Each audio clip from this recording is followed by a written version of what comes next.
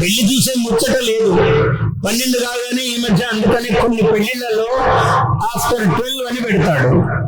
అంటే 11కు ముహూర్తం ఉందనుకోండి, వచ్చే ఊరికి ఇట్లా కనపడి వెంటనే భోజనశాలలోకి వెళ్ళిపోతాడు. వాడు కూడా అంతే ఆతృతతో ఉన్నాడు. వచ్చిన వాడు తినడానికి తప్ప పెళ్లికి వచ్చి ఆశీర్వదించాలి, అక్షతలు వేయాలనే దాని మీద వాడికి తొందర లేదు. వీళ్ళు పెళ్లి వాళ్ళు అలాగే ఉన్నారు.